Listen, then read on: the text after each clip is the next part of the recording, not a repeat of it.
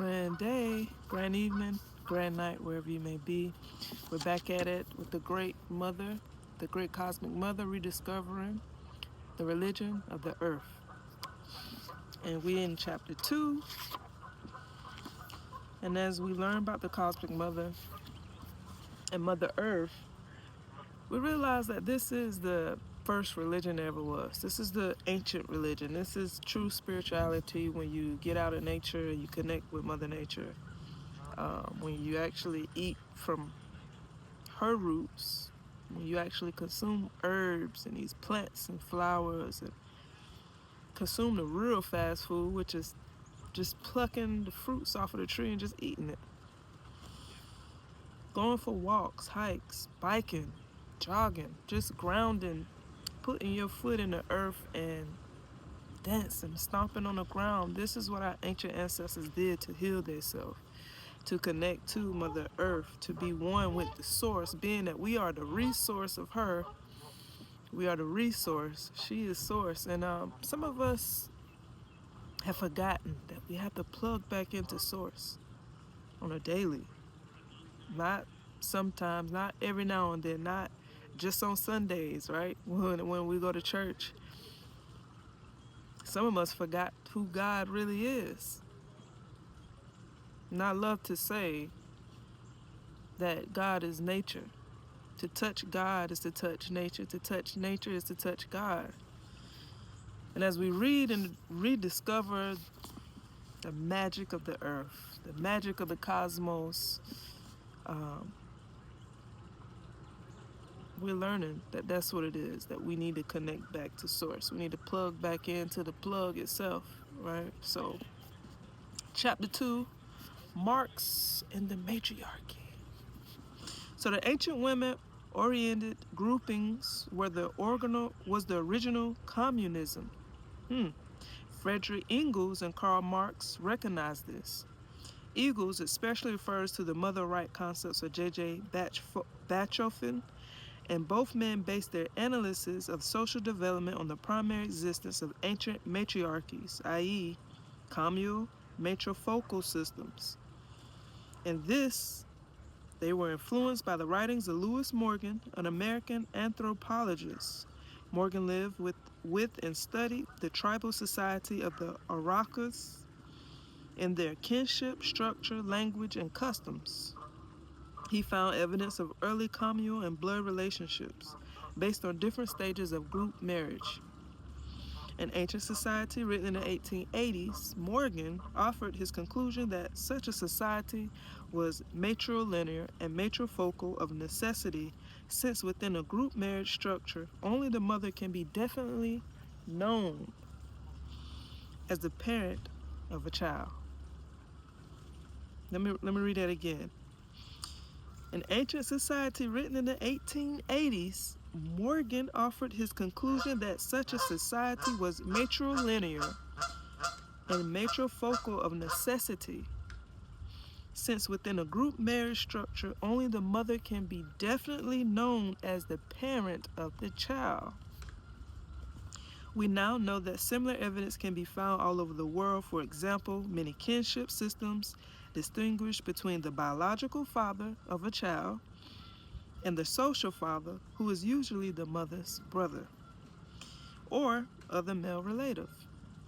The social father is considered the real father. In these societies, identity and inheritance are passed along through the female bloodlines. But pioneers that they were, neither Morgan, Engels, nor Marx were fully aware of women's real functions and achievements in past cultures. Nor were they tuned in to the total gestalt of early peoples.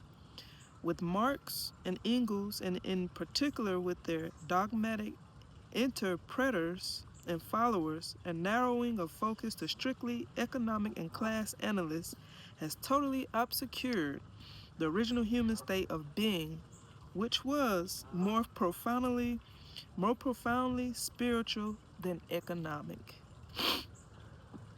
This marks narrowing of focus and its consequent denial of human spiritual experience had had tragic repercussions throughout the world.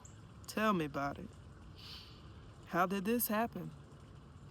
Karl Marx, Engels as well, was deeply compassionate men.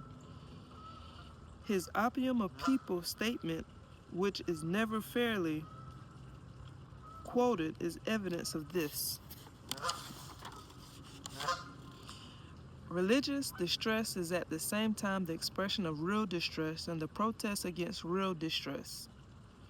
Religious distress is at the same time the expression of real distress and the protest against real distress. Religion is the sigh of the oppressed creature, the heart of the heartless world, just as it is the spirit of a spiritless situation. Sound like what we in now. It is the opium of the people, the opium of the people. The demand to give up the illusions about its conditions is the demand to give up a condition that needs illusions. Criticism has plucked the imaginary flowers from the chain, not so that men will wear the chain without any fantasy or consolation, but so that they will break the chain and cool the living flower. Cue the living flower. No one has said it better or more clearly recognized the human being's absolute right to cling to spirit in a spiritless situation and to heart in a heartless world. Because spirit and heart are real, and they alone have helped millions of humans. They alone have helped millions of human beings survive in otherwise unsurvivable situations. Mm, mm, mm. Sound like the Holocaust, the Holocaust, right? Because you have many of those. You got the melanated, the black people in the slavery. You got the Holocaust of the Jews, right? You got the Holocaust of the oracles and witches and the women, which was the first cast of the Holocaust, if I'm saying that right.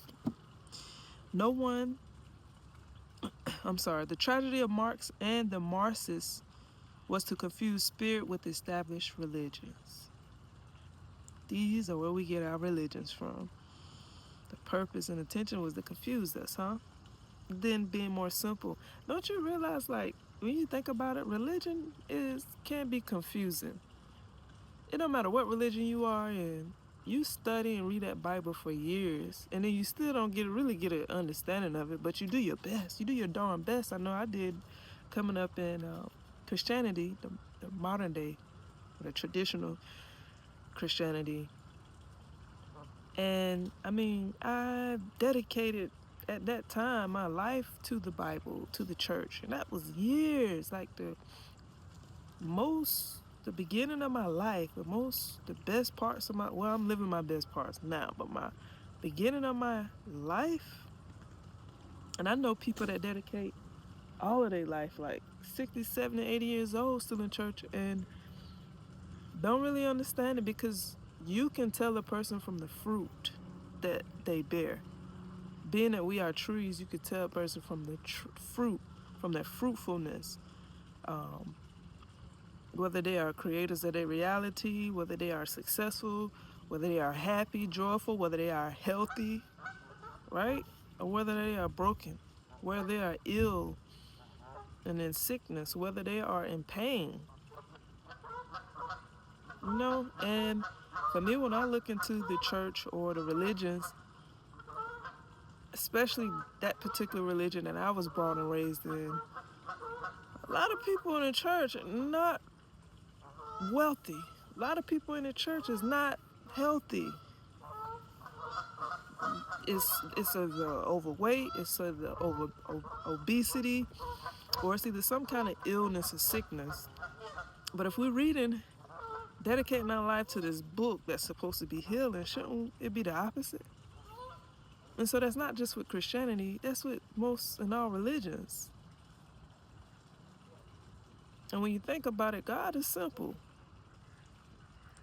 But yet we live complicated lives. We make it harder than what it is. But when you connect with nature, nature is simple.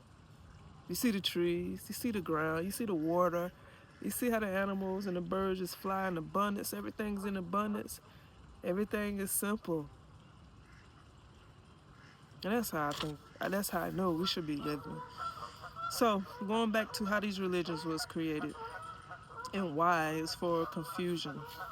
They saw clearly and historically that established religion aligned itself with the oppressor and oppressing class, the oppressing monarchy, the oppressing social and economic systems.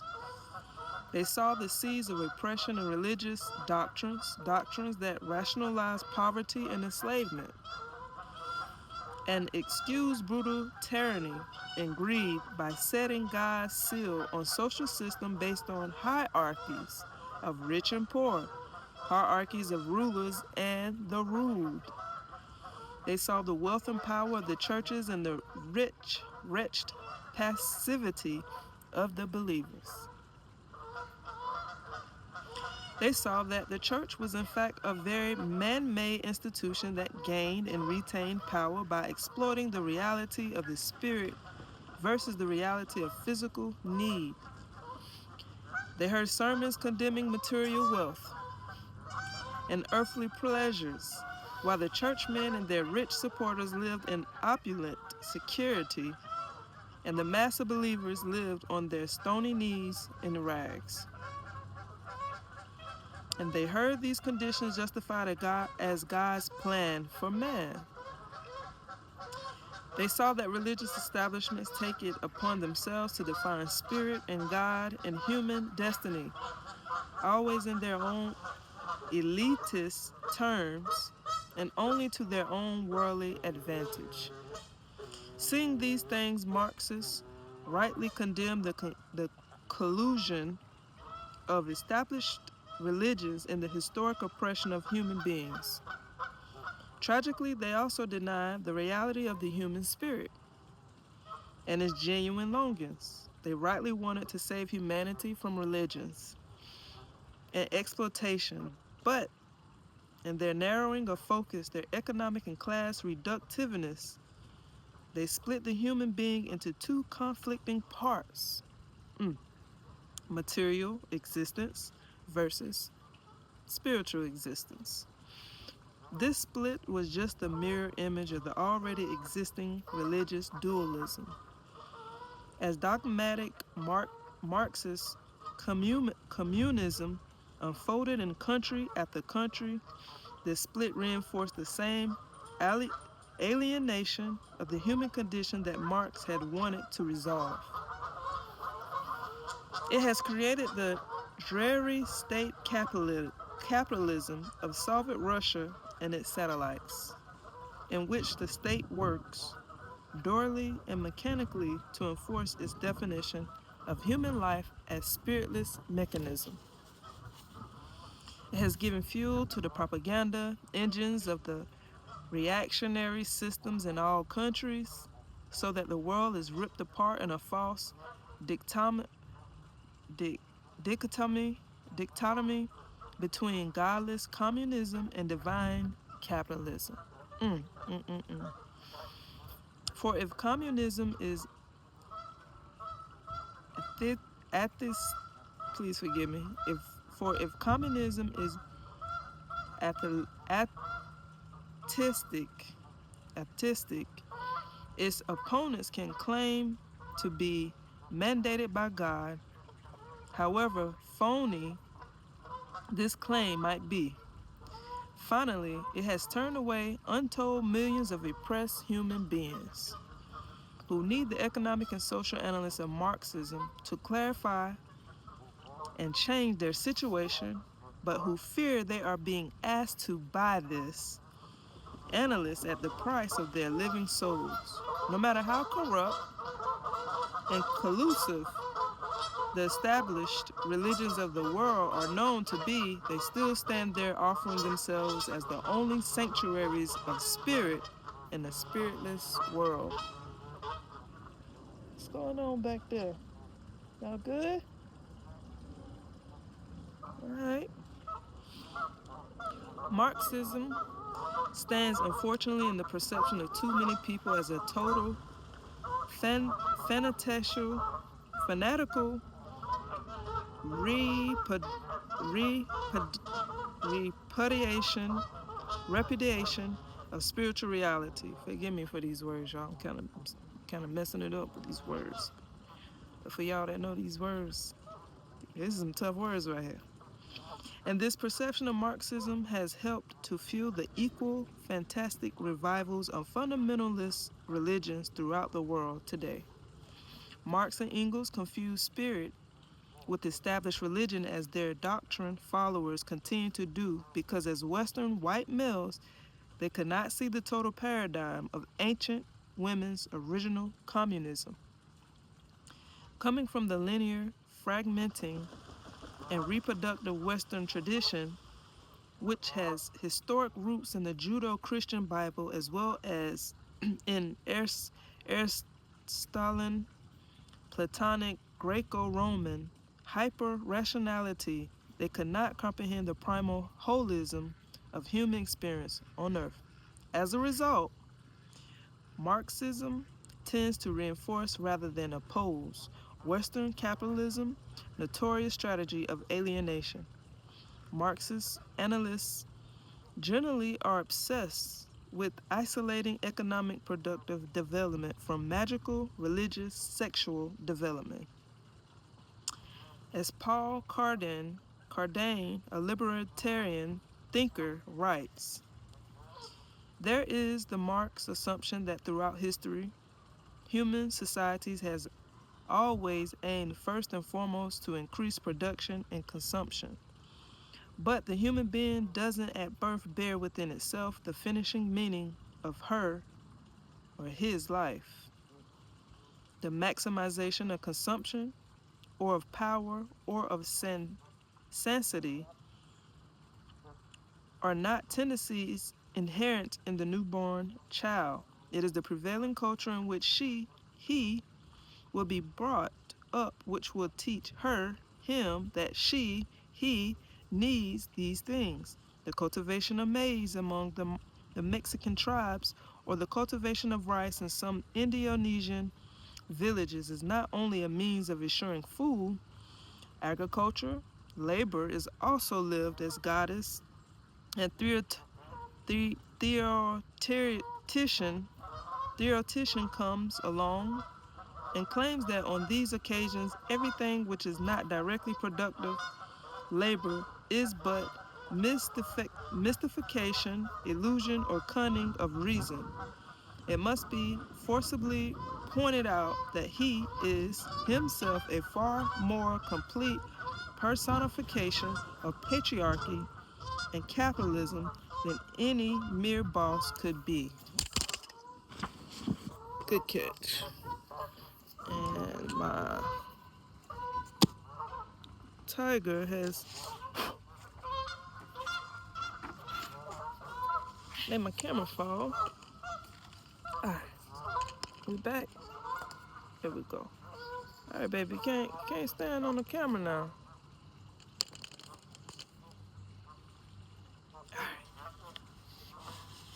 Sorry about that, pardon me.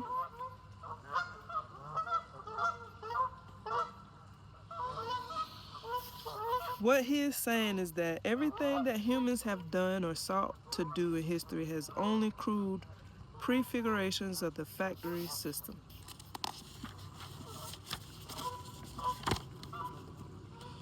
If the Marxists, in this case, was denouncing or trying to eliminate patriarchal religion founded on privilege and poverty and mystification of reality and functioning through the exploitation of human labor and human sexuality, that would be fine.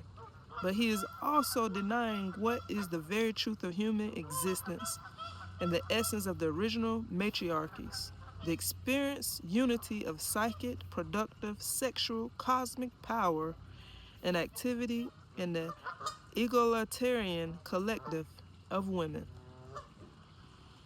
For this is precisely what patriarchy sets out to do, to split material production from spiritual experience, science from magic, medicine from herbal knowledge, and psychic seasonal environment, sexuality from the sacred, art from craft, astronomy from astrology, language from poetry, and to place the resultant specialized, abstracted, and mechanistic knowledge in the hands of a privileged male elite organized into professions, hierarchies, and classes.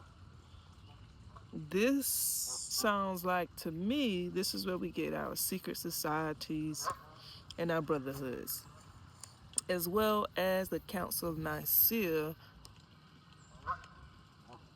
and our political representations, the representatives of the White House.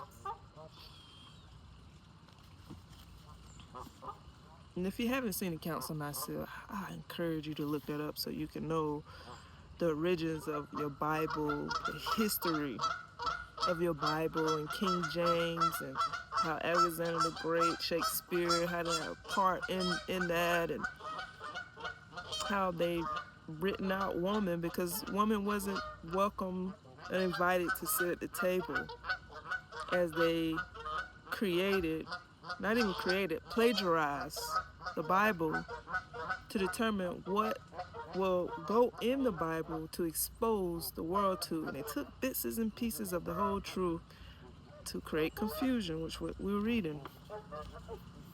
But the Council of Nicaea is so mind-blowing. It's very interesting. I encourage all my Christians and religions to definitely look that up. Look up whatever religion you in, whatever holy book that you study and read.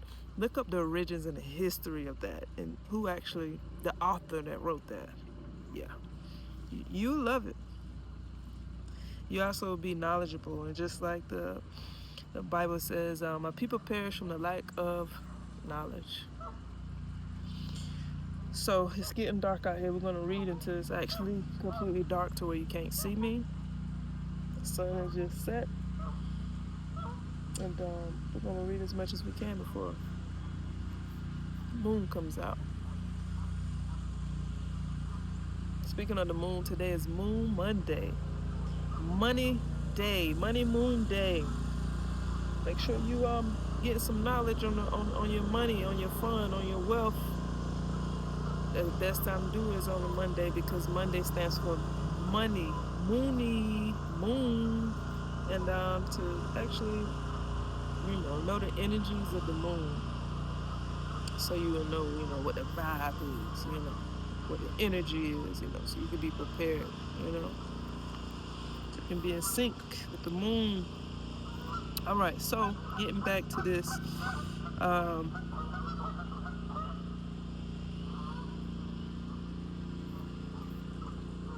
All right, so they basically, she's explaining that how patriarchy sets out to split the material production from spiritual experience, which is, art from craft, astronomy from astrology, language from poverty. All right. How we came up with all these hierarchies, or how he came up with all these hierarchies. To reduce the ecstatic dance of muscle, blood, and soul to factory assembly lines, production, output schedules, and the gross national product. Patriarchy divides life into higher and lower categories labeled spirit versus nature, or mind versus matter, and typically in this alienated symbolism, the superior spirit mind is male and or white, while the inferior nature matter is female and or black. This false dualistic symbolism arises from an enforced order of male domination. With the aid of such phallic psychology, men can then go about the earth raping nature, exploiting resources and human labor, manipulating and improving her with technological, mechanical inventions and progressive goals. In patriarchy, man separates from earth, emulating some aloof and disconnected sky god of his own creation, and this intellectual separation makes him feel free to devastate the natural world without any sense that it belongs to a common ecosystem with himself. He explains it totally alienated from the fact of his own continuity with it, for the deluded profit of the few, and the and the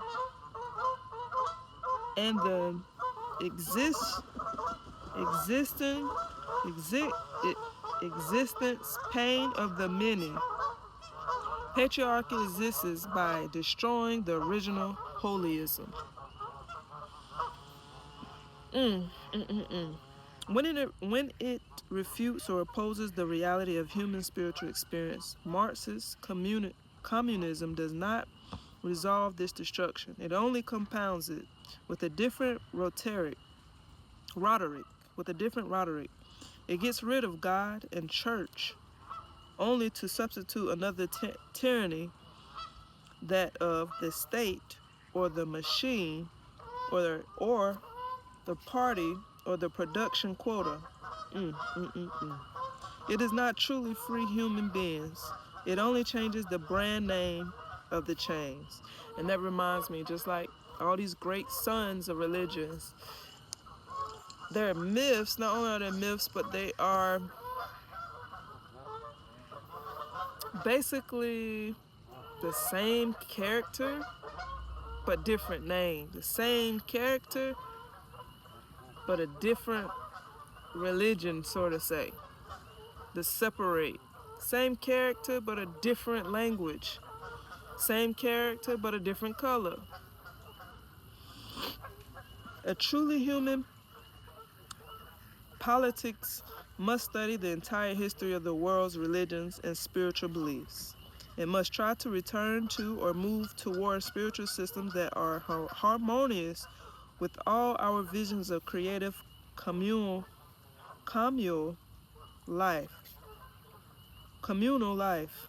Because this is what is missing under both of the competing world powers, a creative communal life. Both systems, Western capitalism and Soviet communism, are based on the denial of communal celebration, for celebration is a play of the spirit, and there is no profit in communal existence. But human evolution, human creativity is a real miracle and a cosmic fact. We need a politics. Yeah, it says we need a politics that participates in this biological, spiritual adventure. Neither the God of the dollar, nor the God of the state, nor any of the alienating patriarchal gods from which they descend allow for this participation. Willem Reich is not commonly connected with Marxism, but this is where he began.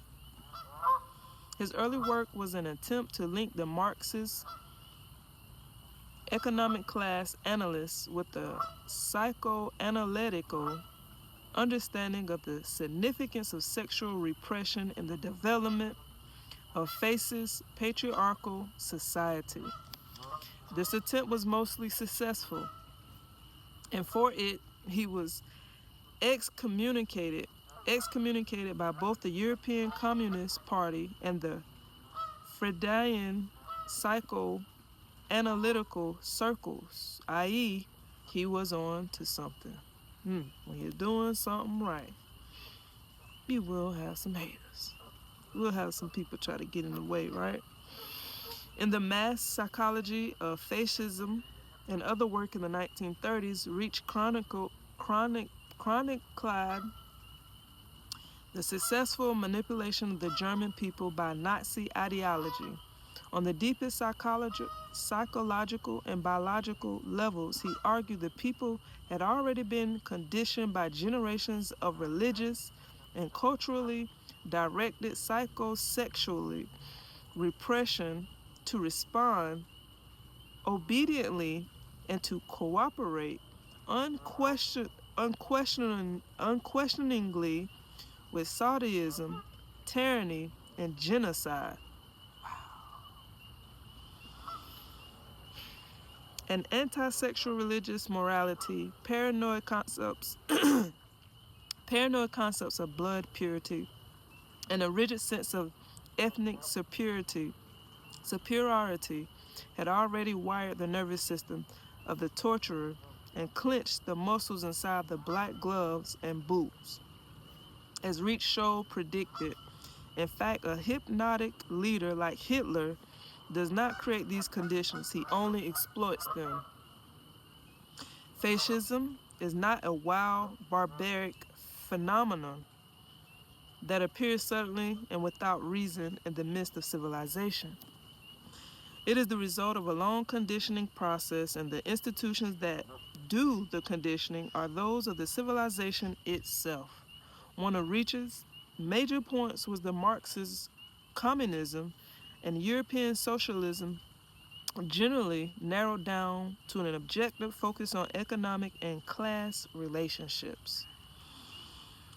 We're unable to anticipate, analyze, or prevent the Nazi Trump, which was a massively subjective explosion of a pathologically conditioned people into brutal expression. Further, the syndrome of fascism was not confined to the Germans.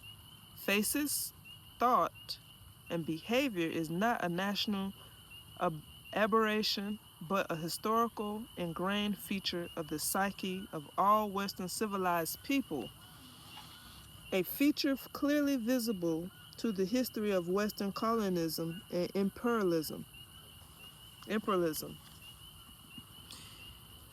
Reach's political point was this: at this point in history, changing the objective economic social systems alone is not enough. Repressive behavior, sadistic power relations, competitive greed to exploit, dominate, and humiliate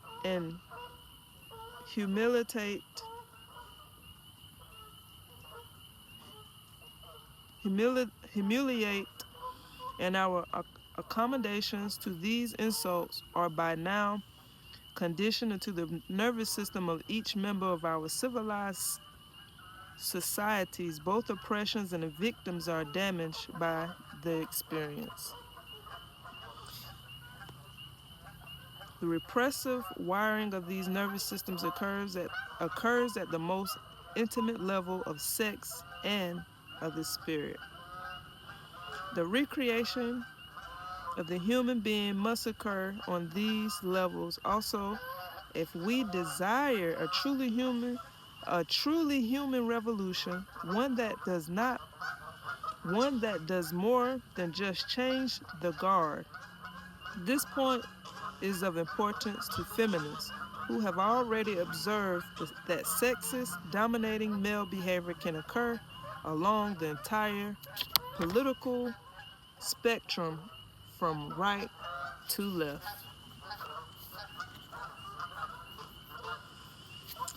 And it is getting dark.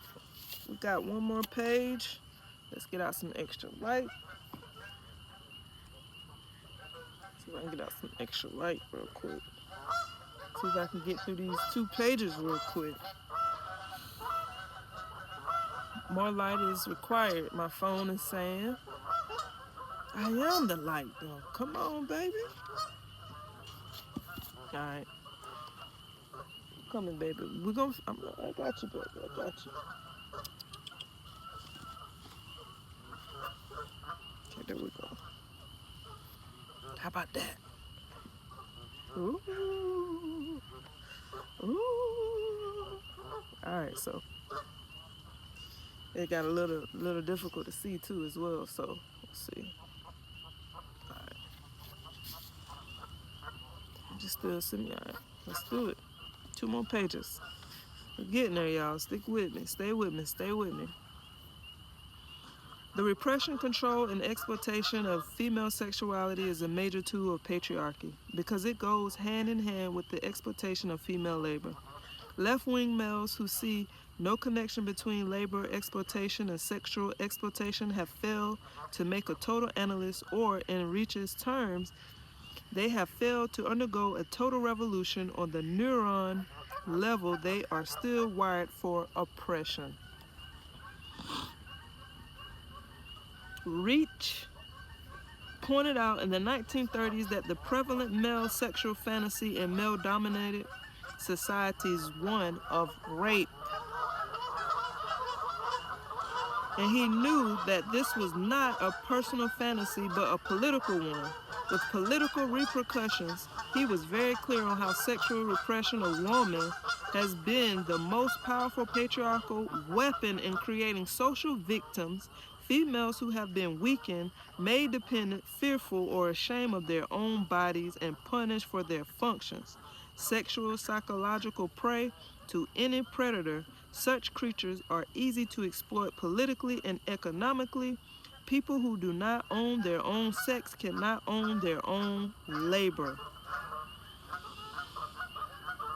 Unfortunately, Reach was a strict heterosexual, unsympathetic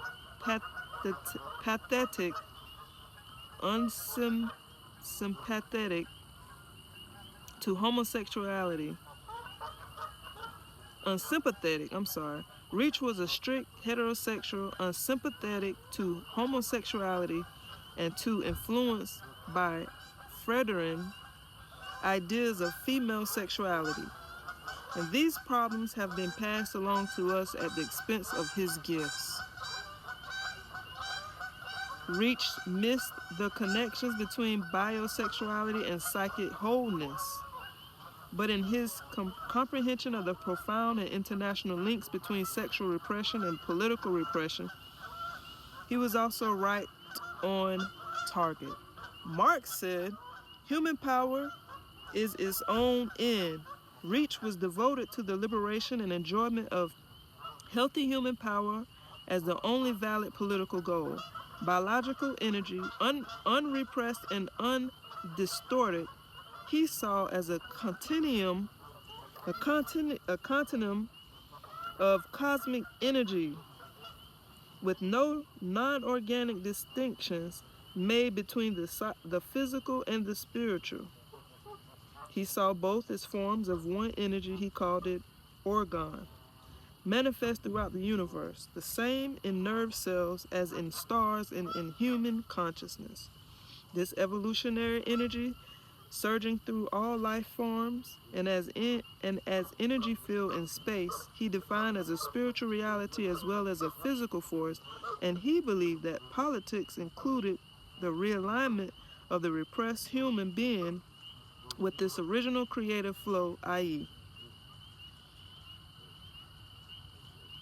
making sure we're no snake out here and nothing curling up on me, you feel me?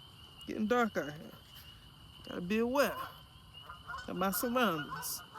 Reach was no mechanistic ideology, but a political mystic. Therefore, he was banished from the Communist Party and psychoanalytical professional circles in Europe. He had to flee Nazi Germany. He ended up in the United States, with his books destroyed by the federal government and his works outlawed, and he died in a federal prison, i.e. he was probably on to something. I mean, that's what they usually do, ain't it? That sounds like a similar story of the great Nikola Tesla, the man that brought light to the dark world and wanted us to have light, electricity for free, because he believed and he knew energy was free. Check that out as well, so you can get a better understanding of energy, vibration, and frequency. He always said, if you ever want to learn the secrets of the universe, think in terms of energy, vibration, and frequency. That sounds like a very similar story of the great Nikola Tesla. Side note. Another problem area among Marxists is the assumption that matriarchal society where it existed occurred only at a very low stages of production and under only primitive conditions. This assumption echoes the generalized linearity and chauvinism of Western history, which tends to see all other cultures, other in space or in time, as mere preliminary stages on the way preliminary stages on the way toward modern development, or as sadly failed attempts to achieve the freeway and the ball bearing. In fact, the evidence showed that some of the most advanced societies of the ancient world, technologically as well as culturally advanced, were also matrifocal, i.e., women oriented and led by women. Speaking of that, we need to get back to women supporting women-owned businesses, because 60% of women and children are in poverty alone. 60% of women and children are in poverty. So we definitely need to get onto it, ladies. It don't matter what color, what nationality, what language, no matter what country. Let's just start supporting each other. Real talk, as far as when it comes to economics and financial freedom and supporting each other and sharing this information with each other and supporting each other. We must get back to that. So the early Cretans were worshippers of the goddess. The Cretan women were priests, judges, doctors, artisans, athletes, business entrepreneurs, cultural leaders on all levels. Crete was the major cultural and trading center of its day, with ships traveling to Ireland, Spain, Africa, and Near East for gold and tin. One of the things exported was the Cretan Lino script, whose syllabary was then passed on through the Greeks to the Phoenicians. At home, the Cretans had indoor baths with hot and cold water running through ceramic pipes. Cretan plumbing in 1700 BC was far superior to anything achieved in Europe until well after AD 1700. Ain't that something?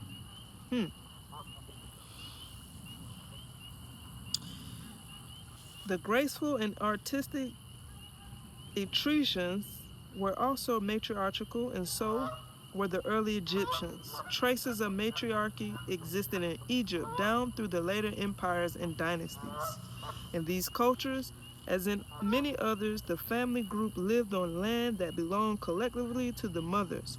A woman's husband or lover lived with the woman and her kin group children, regardless of the father's identity or legal relations, lived with the mother's family group. Ancient Egyptian law clearly designated that all family property, land, and household goods belonged to the women, and that she, married or unmarried, had total disposition of her own belongings, including herself. It is not like how it is today. No one studying the Cretans, estrogens, or Egyptians could refer to these cultures as primitive. Very advanced cultures were also developed by the matriarchal Dahomey and Ashanti peoples of West Africa, and by the Naya people of Kerala in southern India. Among Native Americans, it is largely the matrifocality of the Pueblo people that has allowed them to endure so long in their old ways, with strong architectural technologies developed along them. The dwelling places of all these people, from portable grass huts to multi-storied apartment buildings were not simply maintained by women, women built them everywhere. Home site technology was originally seen as women's province. Province. We are not saying that matriarchy was a system in which the women went around ruling everyone with a big stick. Matriarchies are not built on dominance principles, but on the facts of blood kinship, including the primacy of the mother. Women owned their bodies, their children, and their living properties. Women made vital decisions affecting the survival and well being of their people. There was no way by which an elite group of men could set up laws to restrict women's movements, ideas, or sexual activities like it is today.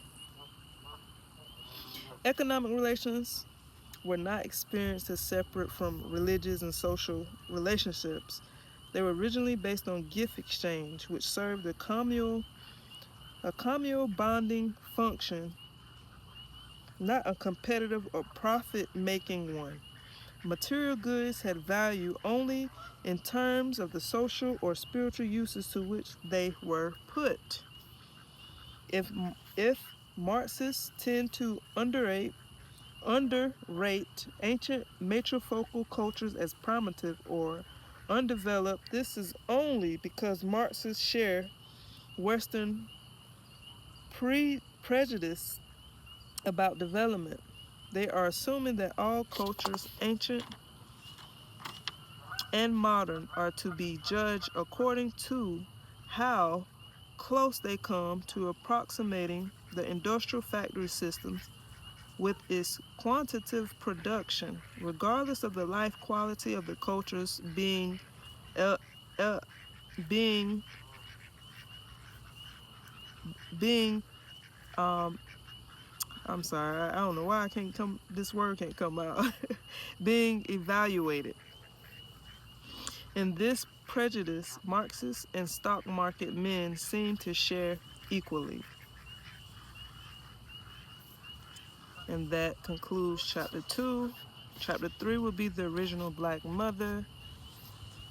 And till next time, we'll be back tomorrow for chapter 3. Till then, be blessed, stay well, stay healthy, and put your wellness, your well-being, your nutrition, and your health first. Always make it a priority. And women, let's know thyself. Let's get into our spirituality, because there's a such thing as women's spirituality. These are the things that was lost, buried, and burned, kept away. These are the secrets of secrets, that woman is God and God is woman. So till then, have a blessed one.